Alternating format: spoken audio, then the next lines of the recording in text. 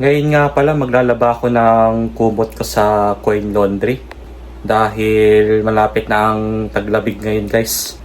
Kaya mas okay na maging ready na tayo at syempre para may extra tayong kumot. Bale sa labas na lang ako naglalaba ng kumot ko dahil dito sa washing machine ko ay hanggang 5 kilos lang yung kaya niya. So hindi niya kayang labhan yung kumot ko dito. Kaya naisip ko na lang na laban na lang ito sa mismong Coin Laundry para medyo malaki-laki yung washing machine doon. At saka doon ko na lang din ida-dryer. Ito nga pala yung lalabang kong kumot, guys. Ito. Medyo mabigat-bigat din siya, makapal. Pwede na ito pagdating ng taglamig dahil ilang weeks na lang po ay magtataglamig na. Saka ako na lang din siya ilalagay dito sa mismong eco bag. Total kasya naman ito sa loob. Tamang-tama meron akong eco bag na galing pa sa Costco guys. Ito yung binili ko nung last na nagpunta ako ng Costco. Dahil yun, matibay-tibay. Kasya to pati kumot. Ayan. Bagay na bagay ito sa inyo guys pag mahilig kayong mag-grocery. Ayun. Dito nyo na lang ilagay yung pinabili nyo. Imbis na bili pa kayo ng plastic sa mismong grocery, magbabayad kayo ng 3 yen or 5 yen. So mas okay na meron kayong ganitong eco bag para at least makakatipid tayo. So bago nga pala ako lumabas guys, lalabang ko na rin itong mga uniform ko dito sa mismong washing machine. Para pag uwi natin, isasampay na lang natin. So ito lang naman yung mga uniform na ginamit ko sa trabaho. Labhan na natin habang Sabado ngayon. Kahit na bukas wala tayong pasok, medyo makakapagpahinga tayo. At good news guys, wala rin akong pasok ng Monday dahil nga red calendar tayo nun. May lakad tayo nun. So abangan nyo na lang yung vlog ko tungkol doon. At ito nga pala yung sabon ko.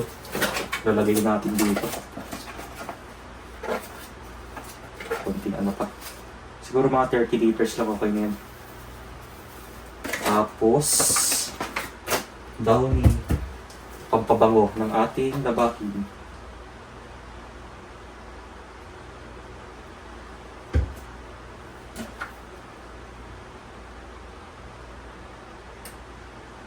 Tsaka lang natin siya ilalagay.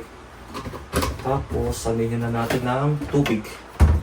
Siguro at least mga 30 liters lang okay na to. At good dito for 35 minutes. Saka pagka-uwi natin, masasampay na natin. Tsaka dadali na lang natin itong sabon. Maglalaba tayo sa Coin Laundry. Dahil wala silang free na sabon doon. Kaya bring your own sabon talaga. Time check muna tayo. 2 PM na po. At papunta na tayo ngayon ng Coin Laundry para maglaba ng mga kumot. Grabe ang safe ng daanan dito guys. So ito, karga-karga ka na tong kumot, saka tayo magbibisikleta papunta ng Coin Laundry. Bale, ipapark ko lang yung bisikleta dito. Yan. At nakalock yan. Dapat siguradong nakalock yan para walang kumuha. Bale, dito nga pala ako maglalaba guys. Dito yan sa Coin Laundry na malapit sa Eki or sa train station. So meron naman silang andito yung mga washing machine. Ayan, meron silang 7.5 kilos. Meron na mas malaki, itong 16 kilos. At may mas maliit sila na nandito. So naisip ko na dito na lang tayo maglalaba. Para babayaran dito ay 300 yen.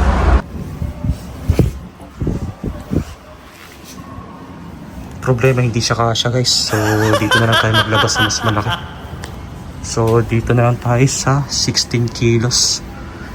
Dahil hindi kasya yung 7.5 kilos sa kumot natin. Ang presyo nga pala dito ay 500 yen. So mas mahal siya ng konti. Bale, magpapabarya muna tayo dito dahil wala akong pang barya sa labahin. May 1,000 yen ako dito. At pipili lang tayo ng inumin. Ayan. Pipili lang tayo dyan. So baka itong Pepsi na lang kukunin ko. Ayan, saka natin kukunin yung barya. Ito nga pala yung mga lagay ng sabon tsaka yung mga popcorn na gusto nyo. After ko siyang lagyan ng sabon, saka natin siya huhulugan ng 500 yen. Hindi siya pwedeng 500 yen na buo, kundi tagwa 100 yen lang ilalagdag natin dito. So ayun po yung nakasulat, 100 yen only daw. Bali 5 coins na ganito. Saka siya aandar. Ay, hindi pa pala. Tignan lang natin itong futsuaray. Ayan. Saka na siya aandar. Bali 40 minutes nga pala siya, guys. Ayan, 40 minutes tayo maghihintay dito. Tapos dito naman po, ito po yung mga dryer. Ayan, meron po silang 3 dryer dito. Depende po yun sa sa bigat ng labahin nyo. So bali dito na ako magpapadryer mamaya, 14 kilos. Ito na kasi pang mabigatan, guys, 25 kilos. At ito po yung luma nila. So kada dito, 100 yen yung dito dryer. Pag 100 yen, nasa 8 minutes yan na ida-dry.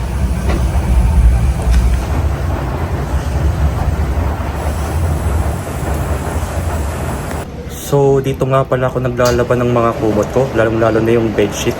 Dahil hindi kasi kaya ng washing machine ko sa bahay, kaya dito na lang ako naglalaban ng mga yung mga pangkumot ko. Kasi yung dito, yung mga washing machine dito ay malaki-laki, kaya kayang-kaya niyang laban ito. At ang kagandahan pa dito, meron pa silang meron pa silang dryer. Kaya madali kayong makapagpatuyo dito, depende yan sa oras na gusto nyo. Kasi pag 100 yen yan na magpapadryer kayo, 8 minutes niyang ida-dry. Pagka 200 yen, times 2 lang yan. Bali, itong itong coin laundry nga pala. Andito lang yan sa mismong tapat ng train station namin dito. At ito. Bali, dyan ko pinark yung bisikleta ko. At hindi kasi pwede mag-park dito, guys. Dahil daanin kasi to.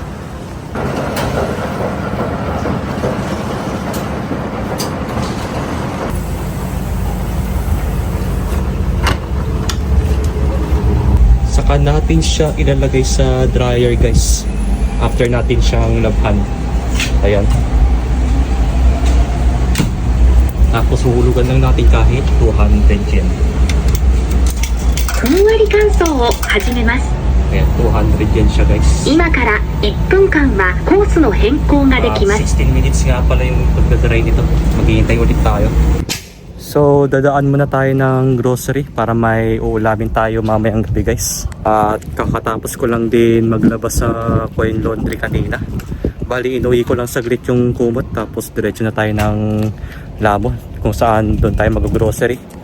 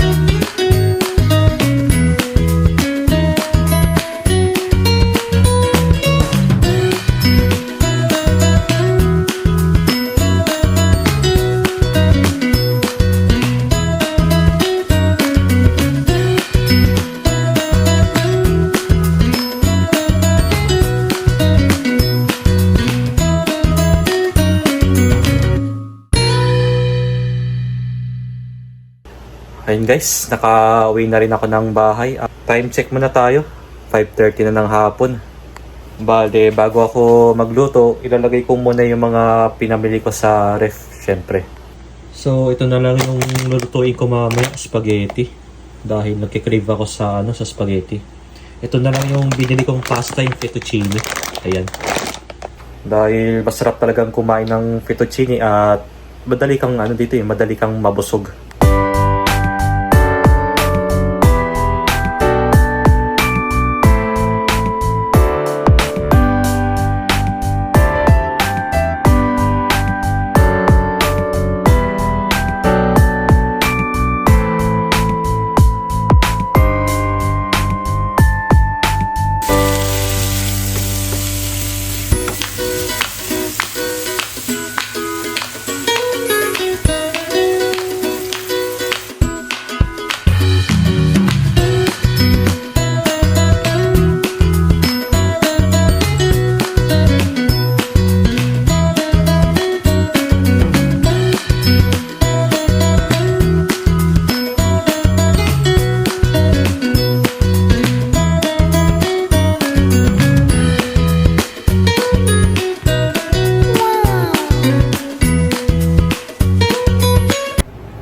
So time check muna tayo, 6:44 na ng gabi.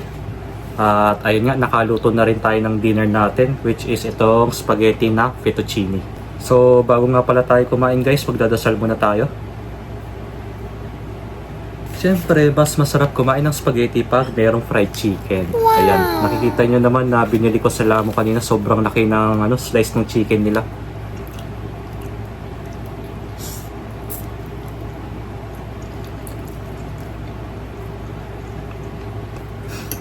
Medyo tumabang yung luto natin guys. Bakit kaya? Pero okay na to.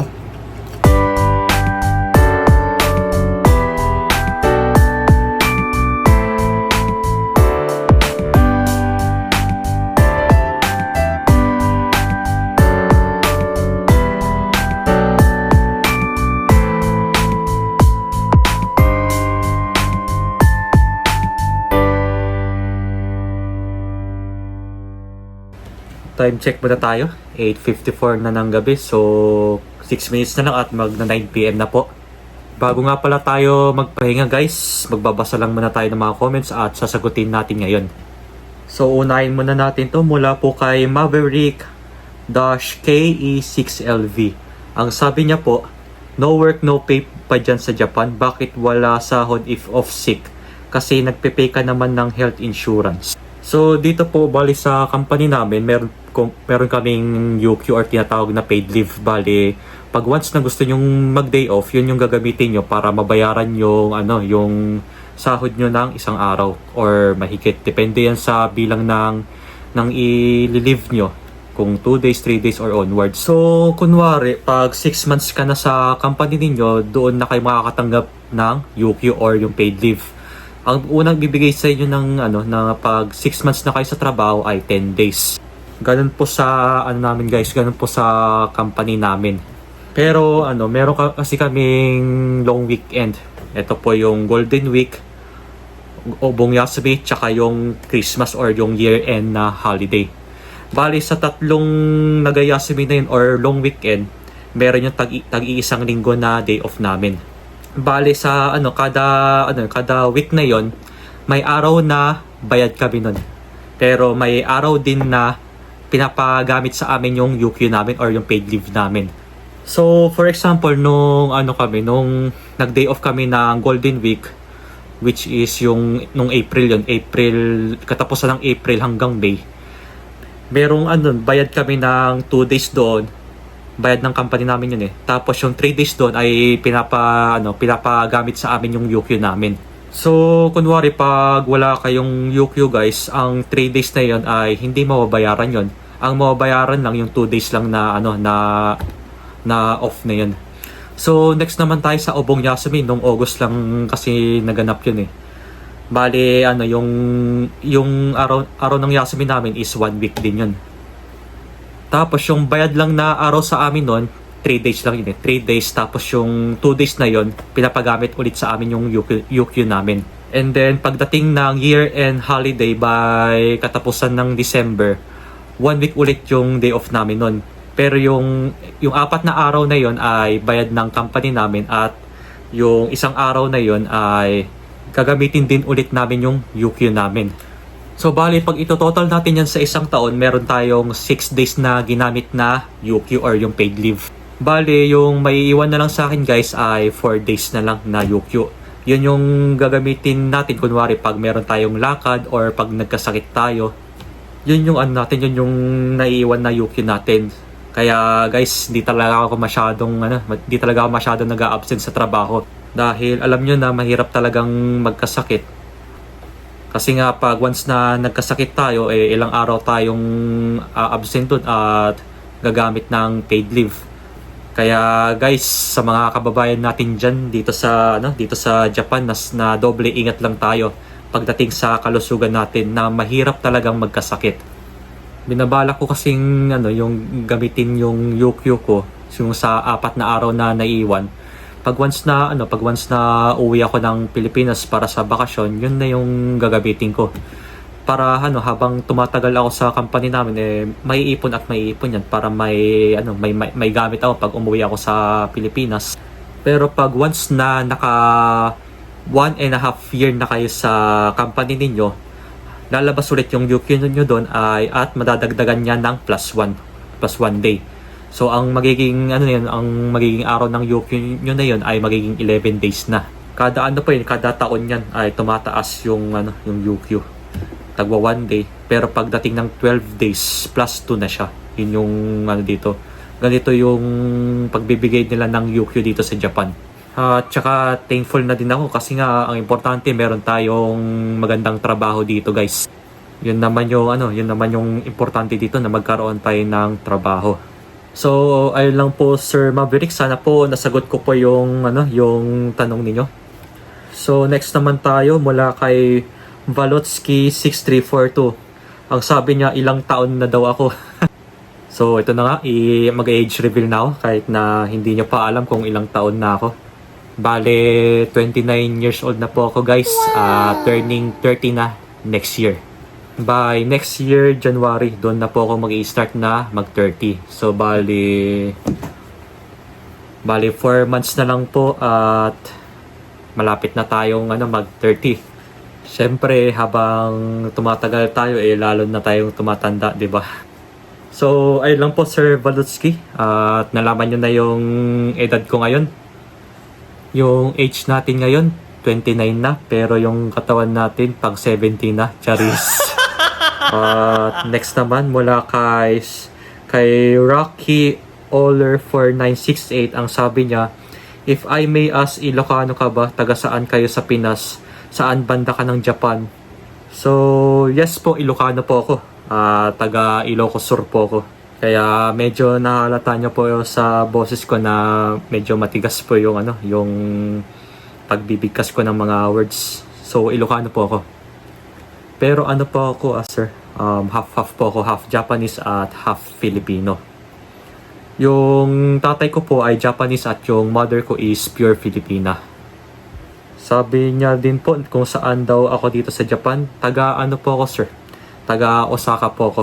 At na-vlog ko na po yan dati. At ulitin ko na lang po na taga Osaka po ako. So sa lahat po ng mga nagtatanong dito sa comment, maraming salamat po. At kung may hindi po kayo alam, basta mag-comment lang po kayo, sasagutin po natin yan. Feel free to ask po. Wag lang po mahirap, baka hindi na po natin maisagot 'yan. Pero wag lang po kayong mahihiya sa akin na magtanong at sasagutin ko naman po 'yan. Hanggang dito na lang muna tayo, guys. Bago po ako magtapos, wag niyong kakalimutan mag-like, comment and subscribe sa aking YouTube channel at hit niyo na rin yung notification bell button para lagi kayong updated. Kita-kita na lang po tayo sa susunod na vlog ko.